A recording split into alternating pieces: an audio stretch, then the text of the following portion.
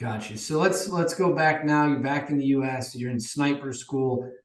The audience has got to know what consists of sniper school. Like, what are you doing to become a deadly shooter?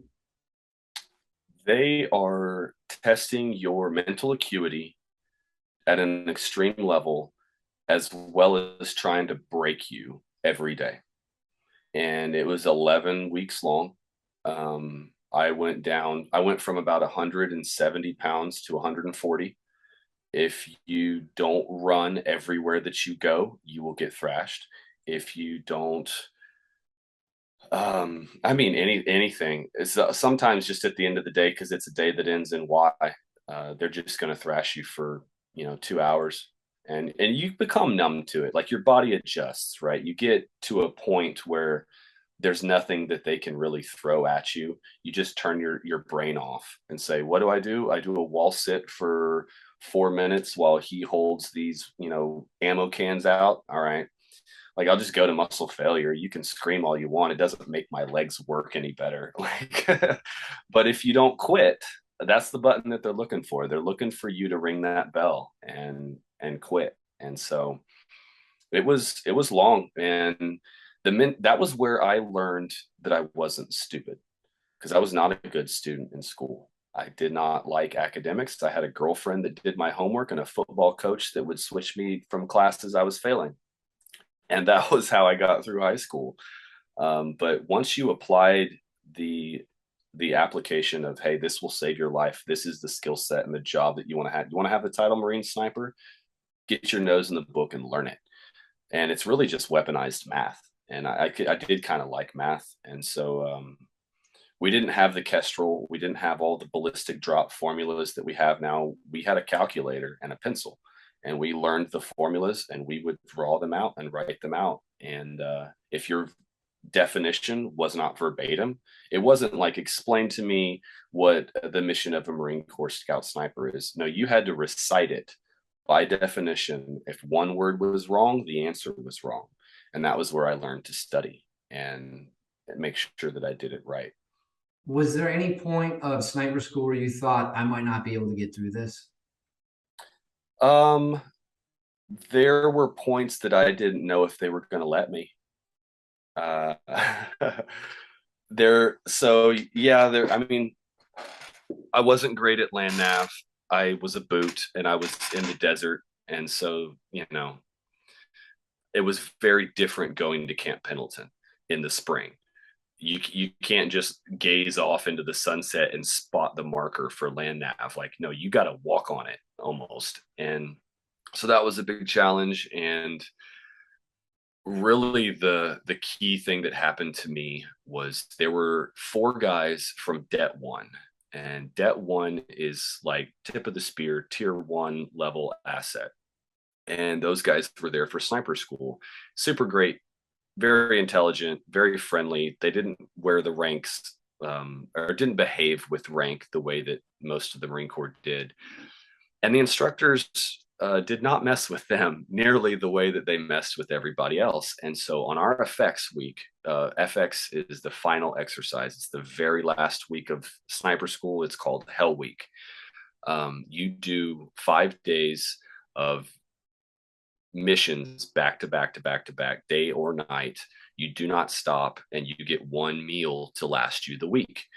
And so, night one, this is day one, we had to set up a hide in the same building of a mountain town that those guys had.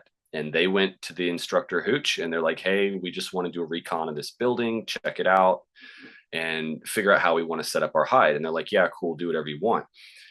Well, my dumbass said, well, if they can do it, let's go too. We're going to the same building. Like, let's go recon this building and see what we can do. Well, I did not have the same clout, I suppose, that those dudes did. And so I took my team over there, and we were, looking at the building and figuring out, can we get through these sewer lines? Or because they have a whole city that's built just for these trainings. And the instructors found us down there and accused us of being integrity violators. And that's a big deal. If you are an integrity violator, not only do you get kicked out of school, but when you get back to your unit, you get kicked out of your unit. So that was the end of all the work. And it's hell week after 11 weeks. And so they bring us back and they said, you can accept, you can accept 24 hours of straight thrashing, or you can go to the staff in COYC and plead your case. But know that every one of the cadre are going to recommend you be dropped for integrity violation. And I told them, eat a dick. I'm going to go talk to the staff and CO. Like, I'm not doing 24 hours of thrashing.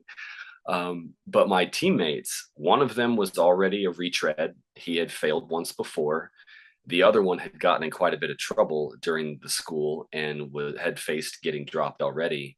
And so they kicked both of them out, and they basically cornered me and said, you're the only reason that this option's even on the table, because you haven't messed up the way that those guys have yet. If you go, I promise you, those two will be dropped. You're the only one that stands a chance in front of the staff sergeant if y'all go. So be aware, if you put your foot down on this, you're condemning your buddies. And that was the perfect card to play, right? Because I'm just like, no. And so we took it, man. We took 24 hours of hazing, really. And the instructors took watch.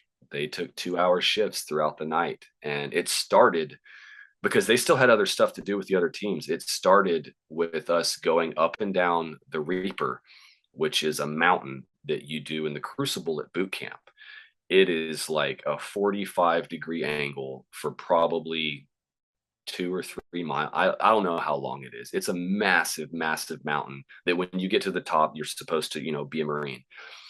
Well, we did it in sniper school 6 times up and down in about 3 hours with 5-gallon water jugs in both our hands. and a ruck on our back, and they made us put chem lights in our hats, and we're trying to game it like we'd get just out of sight and dump a bunch of stuff in the ditch and try to run. And the Mars or the Det 1 guys were at the top of the mountain as the radio relay. And he's like, hey man, just signal to me and I'll signal back. Because they also timed us. And every time we went, we had to do it faster. And so, I mean, it was creating the impossible task. Right. And that was how it started, the 24 hours. It was, I didn't know if I was going to get through that. At the time, I didn't know what rhabdo was. And so how none of us ended up with that, I don't know. But yeah, it was brutal. What's that, rhabdo? Rhabdo, it's kind of a short, it happens in CrossFit a lot, where people work so hard that they break the muscle down, that the toxins from that broken down muscle get into their bloodstream and actually poison them. And so I didn't know what that was back then. I have friends that are in CrossFit, and so I kind of learned about it. And I've always thought back, I was like, I don't know how we didn't get sick as hell, because each instructor that wakes up at 2 a.m. to do his turn thrashing wants you to remember him. Right. Right. They all want to give you their best shot. Oh yeah, man. And we were glazed. Our eyes, we were done. I think I held the push-up position for 3 hours during one set of it. They let us get out of it twice to do 10 jumping jacks and 10 flutter kicks, and then it was right back in while they're interrogating, right? Like they're putting you through kind of a miniature sear. But it was brutal. Yeah.